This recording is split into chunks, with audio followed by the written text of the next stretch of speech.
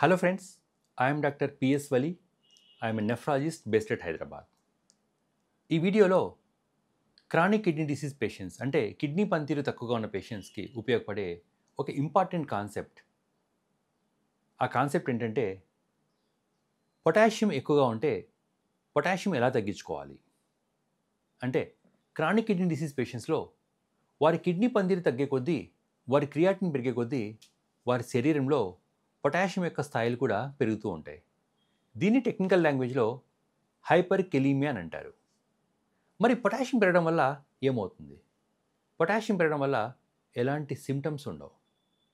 Potassium పెరగడం వల్ల కొద్ది మందిలో ఈ పొటాషియం యొక్క స్థాయిని అనుసరించి వారి గుండె యొక్క పనితీరు తగ్గే అవకాశం ఉంటుంది. అంటే హార్ట్ రేట్ తగ్గడం కావచ్చు, లేక గుండెలో కండక్షన్ డిఫెక్ట్స్ రావడం వల్ల గుండె కొట్టిన లయ మారిపోవడం కానీ జరుగుతూ ఉంటుంది. మరీ ఎక్స్ట్రీమ్ కేసులో కొద్ది మందిలో మజిల్ వీక్నెస్ కూడా రావచ్చు. ఎందుకంటే మజిల్ బాగా పనిచేయాలంటే పొటాషియం చాలా ఇంపార్టెంట్. పొటాషియం బొత్తిగా తగ్గినా లేక పొటాషియం బాగా పెరిగినా మజిల్ వీక్నెస్ వచ్చి ఒక్కసారిగా నడవలేని పరిస్థితి కూడా వస్తూ ఉంటుంది. దెర్ఫోర్ ఈ పొటాషియం పెరగడం వల్ల చాలా వరకు సిమ్టమ్స్ ఏమీ ఉండవు. ఇవన్నీ కూడా సైలెంట్గా వచ్చి హార్ట్ డిజార్డర్సే. కానీ కొద్ది మందిలో మాత్రం మజిల్ వీక్నెస్ వచ్చే అవకాశం ఉంటుంది. మరి ఈ పొటాషియం పెరగకోకుండా ఎలాంటి టిప్స్ తీసుకోవాల్సి వస్తుంది, ఎలాంటి మెడిసిన్స్ అవసరం పడతాయో తెలుసుకుందాం. మొట్టమొదటిగా టిప్స్ గురించి. పొటాషియం పెరగకోకుండా ఉండాలంటే వారి ఆహారంలో కొన్ని రకాల నియమాలు పాటించాల్సి వస్తుంది. ఈ సికేడి పేషెంట్స్ అందరూ కూడా fruits, fruit juices, coconut water ఎక్కువగా తీసుకోకూడదు.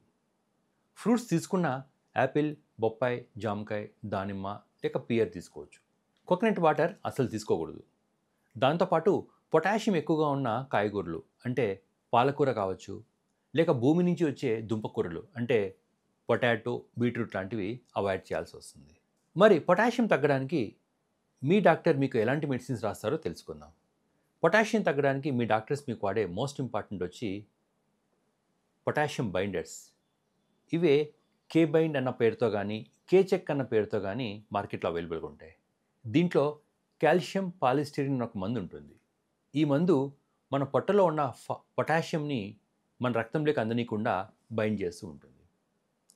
మరి ఈ కే బైండ్ కానీ, ఈ కే చెక్ కానీ శాషే వాడేవాళ్ళు ఎలాంటి ప్రికాషన్ తీసుకోవాలి?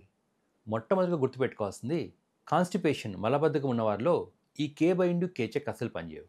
దెర్ఫోర్ మీకు పొటాషియం ఎక్కువగా ఉండి మీరు కే బైండ్ ఆర్ కే చెక్ మీ డాక్టర్ గారు మీకు ప్రిస్క్రైబ్ చేస్తే 100% మీకు ఒకవేళ మలబద్ధకం ఉన్నా, కాన్స్టిపేషన్ ఉన్నా అవి తగ్గడానికి ఏదో ఒక సిరప్ కూడా మీరు మీ డాక్టర్ గారికి చెప్పి రాయించుకోవాల్సి వస్తుంది.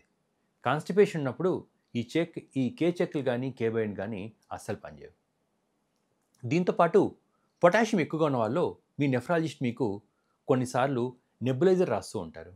మేము నెబులైజర్ రాయంగానే పేషెంట్స్ అంటూ ఉంటారు, డాక్టర్ గారు మాకు ఎలాంటి ఆస్తమా లేదు కదా, మరి ఎందుకు మీరు మాకు నెబులైజర్ రాస్తున్నారనేసి.